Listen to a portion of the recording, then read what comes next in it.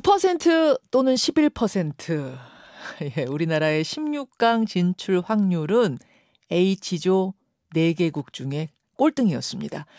하지만 우리 선수들 축구공은 둥글고 스포츠는 각본 없는 드라마라는 걸 정말 증명해냈죠. 이제 다시 시작입니다. 피파 랭킹 1위 브라질과의 한판 승부를 내일 새벽 4시에 치르는데요. 브라질 최강이죠. 예, 맞습니다. 쉽지 않아요. 하지만 해보지도 않고 질 거라는 말을 절대 해서는 안 된다는 걸 우리가 포르투갈전 보면서 다시 한번 깨달았죠. 그래서 기대합니다. 오늘 첫 인터뷰 카타르에 있는 한준희 해설위원과 함께 브라질전 이기는 법, 브라질전 관전 포인트 짚어보겠습니다. 한준희 해설위원님 나와 계세요. 네, 이런 주제로 다시 뵙게 돼서 너무 기분이 좋습니다. 와, 진짜 잠을 못 자면서 지금 인터뷰를 해도 기운이 나시죠? 굉장히 행복한 순간이죠. 그리고 제가 또 그 현장을 지켜봤다는 것이 예. 저의 인생의 아주 즐거운 행복한 일 중에 하나가 될 것 같습니다. 아니, 카타르에는 혹시 지금도 그 흥분과 감동의 여파가 남아 있습니까? 여기 이제 만나는 이제 교민분들이나, 예. 여기서 또 응원하셨던 한인분들이 굉장히 많으신데, 예. 만날 때마다 정말 아주 흥분의 도가니가 가시지 않고요. 그리고 저도 개인적으로 예. 또 지인들로부터 그렇게 문자가 많이 와요. 그렇죠. 아주 한국에서 그냥 감격스러워서 아주 미칠 뻔했다. 이런 지인들의 이야기도 많이 듣고 있습니다. 얘기하다 보니까 다시 좀 벅차오르는데 잠시 포르투갈전의 감동을 좀 복기해보고 브라질전 얘기로 넘어가겠습니다. 열의 9은 질 거라고 했던 포르투갈전. 도대체 어떻게 이긴 거죠? 승리의 주 요인은 뭐라고 보세요? 특별히 좀 말씀드리고 싶은 것은 손흥민 선수가 경기 끝나고 인터뷰를 할 때 예. 우리 선수들이 벤투 감독의 마지막 경기를 경기장 밖에서 퇴장당한 상태로 경기장 밖에서 보는 거를 결코 원치 않았고 벤투 감독이 다시 벤치에서 지휘봉을 잡으면서 뭔가 마지막 경기를 치르게 하고 싶었다라는 그 손흥민 선수의 인터뷰가 예. 저한테는 이게 우리 대표팀에 지금 발휘되고 있는 힘의 가장 큰 원천이구나라는 생각이 들 정도로 선수단이 정말 혼연일체가 돼서 동기부여를 가졌었고 그 가운데는 또 감독을 정말 마지막 경기를 더 멋진 경기로 치르게끔 만들어주고 싶은 그러한 어떤 의지랄지 투혼이랄지 이런 부분들이 굉장히 저는 크게 마지막 순간까지 작용을 했다고 생각을 하고요. 그리고 이제 또 하나 말씀드리고 싶은 요인이 있다면 확실히 이제는 우리 선수들이 정말 유럽에서 유수의 리그에서 외국의 유명한 선수들과 거의 일주일에 2번, 최소한 1번씩 계속 맞닥뜨리는 선수들의 숫자가 우리도 적지가 않고 그 선수들이 또 우리의 어떤 중심, 코어를 이루는 선수들이거든요. 그래서 이제는 옛날처럼 선수들이 크게 당황하거나 주눅이 들거나 자멸하거나 이런 것들이 이제는 없는 것 같아요. 그러니까 상대의 거센 압박도 굉장히 여유 있게 풀어내는 모습, 그리고 선제골을 허용하고 나서도 계속 밸런스를 잃지 않는 모습, 이런 부분들이 벤투 감독의 지도력과 더불어서 선수들 한 명 한 명이 이제는 경기 운영의 요령을 안다. 그래서 우리가 과거에 항상 얘기했던 정말 세계적인 축구와의 간극, 격차가 심했다. 이런 얘기를 과거에는 많이 했지만은 이제는 그러한 격차가 꽤 줄어들었고 선수들이 이런 상황에서도 이제 여유를 챙길 줄 아는구나, 이런 아주 뿌듯한 감정을 느꼈던 그런 포르투갈전이 됐었습니다. 벤투 감독의 부재가 오히려 큰 동기부여가 됐고 선수들 기량이 전반적으로 다 오른 거, 이런 것들 들어주셨는데 그 벤투 리더십, 사실 히딩크 감독이 2002년 승리를 이끌었을 때 히딩크 열풍이었잖아요. 히딩크 리더십.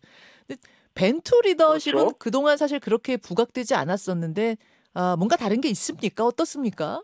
제가 지난번에도 좀 비슷한 말씀을 드렸지만 이번 월드컵 본선 무대를 위해서는 벤투 감독이 사실은 자신의 그러한 어떤 좀 고집스러운 부분들조차도 굉장히 많이 개선을 했던 것 같아요. 그래서 정말 우리 벤투가 달라졌어요를 보여줬던 이번 본선이야말로 벤투 감독의 어떻게 보면 좀 숨겨왔던 진면목을 보여준다고 할까? 그런 어떤 융통성, 유연성 이런 부분들까지 굉장히 한꺼번에 아주 크게 각인시켜줄 수 있었던, 그래서 벤투 감독의 리더십을 이제 한마디로 요약을 하자면 해야 될 때는 하는, 해야 될 때는 변신을 할 수 있는 그러한 어떤 벤투 감독이 아닌가라고 저는 생각을 하고 있습니다. 굉장히 완고하다고 알려졌지만 유연해야 할 때는 또 한없이 유연한 달라진 벤투. 네. 우리 벤투가 달라졌어요.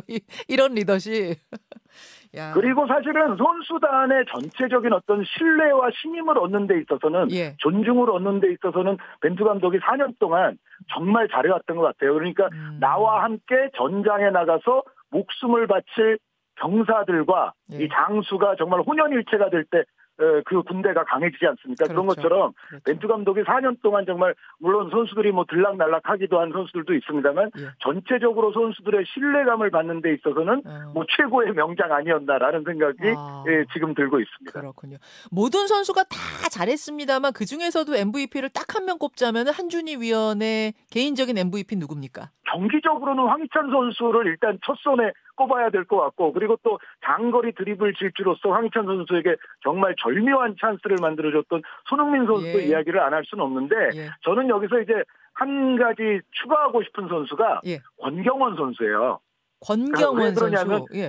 많은 팬들이 여태까지 김민재 없는 경기는 우리 수비 너무 불안해. 그렇죠. 김민재 없으면 우리는 망할 거야. 막 그런 사실 우려가 실제적으로 많이 나왔던 게 사실이었거든요. 여태까지. 그럼요. 그런데 김민재 선수를 대체해서 들어갔던 권경원 선수가 저는 이날 너무 잘해줬다고 생각을 해요. 그래서 권경원 선수의 활약이 바탕이 있었기에 우리가 마지막 순간에 그러한 어떤 역전도 가능했다라고 생각을 합니다. 황희찬, 손흥민은 뭐 당연하지만 모두들 좀 간과하고 있지만 이 사람 없었으면 그날 질 수도 있었어 하는 그 MVP는 권경원 선수다. 그 말씀. 네, 숨은 MVP라고 생각을 해요. 그러니까 김민재의 대체자라는 너무도 부담스러운 그 자리에 들어갔는데 정말 손색 없이 아주 훌륭한 활약을 펼쳤습니다. 그날의 뭐 명장면 여러 가지 있습니다만 딱 하나만 꼽으라면 어떤 걸 꼽고 싶으세요? 아마 그 손흥민 선수의 그 질주에 이은 황희찬 선수의 마지막 정말 경기 막판의 그 역전골. 그 장면을 안 꼽고는 뭐 이 경기는 설명이 안 된다고 생각을 하고 뭐 두 번째 이제 명장면이 하나 있다면 크리스티아노 호날두 선수의 김영권 선수를 향한 등 어시스트. 네, 그 장면이 또 아주 명장면인 것 같습니다. 등 어시스트. 아니, 이제 호날두 선수가 또 굉장한 숨은 공신이 됐어요, 그날. 이번 경기에서 호날두는 우리에게 어떤 존재였습니까?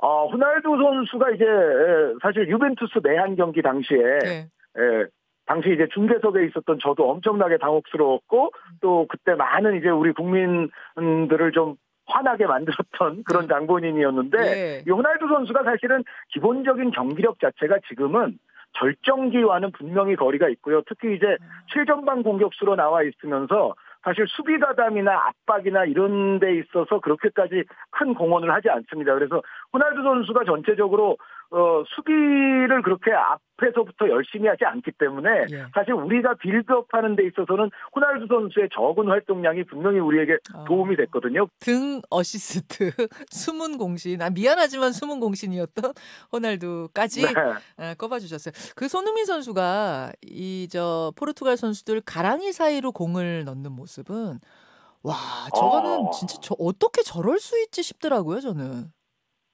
근데 저는 손흥민 선수가 그 정말 긴 거리를 뛰어와서 그 패스까지 했을 때 뭔가 저는 이런 걸 느꼈어요. 그러니까 손흥민 선수가 1차전, 2차전 우리가 기대한 것만큼의 에이스 슈퍼스타 득점왕 손흥민 선수의 모습은 아니었잖아요. 그러니까 지금 우리가 모두가 알다시피 마스크를 쓰고 있기 때문에 상당히 좀 불편한 상황이고 사실 1차전, 2차전까지 손흥민 선수가 확연하게 뭔가를 그렇게 보여주질 못했었죠. 그런데 이것 때문에 손흥민 선수 본인이 얼마나 정말 자신에게 아마 화가 났을 것이고 정말 우리 대표팀이라든가 국민들에게도 아마 미안한 감정이 있었을 겁니다. 그런데 손흥민 선수가 정말 그 마지막 순간에 그 힘든 상황에서도 그렇게 뛰어가가지고 지금 말씀하신 것처럼 아주 정확한 어시스트를 해주는 걸 보면 제가 봤을 때는 손흥민 선수가 그 순간에는 정말 어떤 울분의 질주, 정말 내가 여기서만큼은 예. 이것을 해내야 돼라는 정말 그 투혼과 정신력의 질주가 펼쳐졌던 것 아닌가라는 생각을 하고 있습니다. 진짜 명장면이에요. 진짜 보기 드문 명장면이 네. 거기서 펼쳐졌어요. 그나저나 한준희 해설위원님, 이번에 그 16강에 우리나라, 일본, 호주까지 아시아 국가만 3개국, 3나라가 올라갔잖아요. 네. 아시아가 그동안은 축구에서는 좀 약체로 불렸었는데 이렇게 많은 팀이 올라간 거 처음이에요. 이거는 무슨 이유라고 보세요? 제가 이번 대회를 느끼기에는 네. 이제는 세계 축구에서 완전한 전방은 없다. 이제는 아까 말씀드렸던 우리가 갖고 있는 그러한 어떤 경험이랄지 여유랄지 또 어떤 기술 전술적 측면에 이르기까지 네. 사실은 이제는 완전한 변방이 없을 정도로 지금 말씀드렸던 모든 나라들이 어떻게 보면 이제는 축구 선진국과의 격차를 이제 좁혀가는 단계가 어떻게 보면 이번 월드컵에서 증명이 됐다. 이런 생각을 하고 있습니다. 다음 경기 세계 최강 브라질입니다. 세계 최강이라고 네. 말할 수밖에 없는 게 피파 랭킹 1위잖아요. 1위. 네, 피파 랭킹도 1위 이거니와 네. 이번 대회가 들어서기 이전부터 네. 많은 이제 미디어라든가 세계의 평론가들이 어디가 우승 후보 1위야? 라고 물었을 때 브라질을 꼽는 사람들이 가장 많았고 어떻게 보면 우리가 16강에서 만나게 된 게 저는 물론 강적을 만난 면은 있지만 그럼에도 오히려 우리에게는 아주 즐거운 도전, 아름다운 도전, 아주 행복한 도전의 기회가 열렸다는 측면에 있어서는 오히려 뭐 잘된 측면도 충분히 있다고 생각을 하고 있습니다. 이왕 강팀들 만날 거 세계 최강팀 만나는 거 이거 나쁘지 않은 거다. 괜찮은 즐거운 추억이다 이런 말씀. 근데 그건 그렇고 뭐 우리들 입장에서야 지금까지도 잘했으니까 최선만 다해 주세요. 뭐 후회 없는 경기만 펼치세요. 이렇게 얘기합니다만 선수들 입장에서는 좀 부담감이 있진 않습니까? 이제는 우리는 사실은 소기의 목적 충분히 달성했고 이제부터 우리에게 주어지는 경기들은 다 보너스 경기들이라고 볼 수가 있거든요. 예. 이제는 정말 우리가 아름다운 도전하면 되고 뭐 부담감 이런 거 전혀 가질 필요가 없고 오히려 부담감은 브라질 선수들의 어깨를 짓누를 가능성이 저는 높다고 봅니다. 브라질은 우승 후보 1순위로 대회 전부터 일찌감치 많은 사람들이 지목을 했었는데 여기서 아시아의 대한민국을 만났단 말이죠. 그리고 그렇죠. 6월에 이미 브라질이 우리나라에 와서 평가전을 했을 때 우리를 5대1로 대파한 적이 있죠. 이제 그런 이제 몇 개월 후에 지금 다시 16강에서 만나게 되는데 브라질의 입장에서 제가 봤을 때는 오히려 이거는 상당히 부담되는 경기이고 그리고 우리의 상승세와 우리 선수들의 조직력, 정신력을 브라질도 충분히 우리 조의 경기들을 봐줄 거기 때문에 제 생각에는 오히려 지금쯤은 브라질 선수들 쪽에 오히려 부담감이 있는 경기 아닌가라고 생각을 합니다. 브라질이 지난 6월 평가전 할 때는 진짜 우리를 뭐 대파했어요. 아까 방금 말씀하신 것처럼. 근데 최근에 브라질 치치 감독이 한국 지난 6월하고는 완전히 다른 팀 같다 이런 말을 했고 또 최근에 회복 훈련을 또 비공개로 진행했다면서요? 이거는 그러면은 진짜로 긴장을 좀 한 겁니까? 아니면 엄살, 어떤 작전입니까? 어떻게 보세요?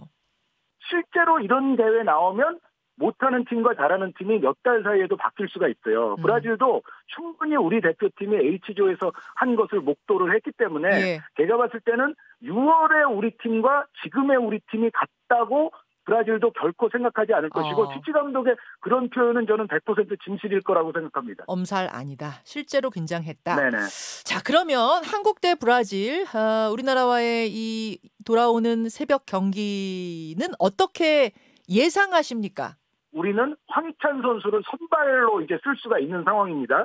황희찬 선수와 또 컨디션이 올라온 손흥민 선수까지 있다면 제가 봤을 때는 지금의 어떤 우리의 공수 밸런스, 조직력으로서 계속 브라질의 어떤 공간을 최소화시켜서 잘 틀어막은 다음에 오히려 브라질의 넓은 뒷공간을 우리의 선수들로 하여금 공략하게 한다면 충분히 브라질을 상대로도 우리가 세계를 깜짝 놀라게 하는 경기 내용을 선보일 수도 있을 것 같습니다. 부담감도 털어내고 컨디션 최고 지금 정신적으로 멘탈적으로도 최고인 우리 선수들이 뒷공간만 잘 활용하면 이거 이변 만들어낼 수 있다. 기적 만들어낼 수 있다는 말씀.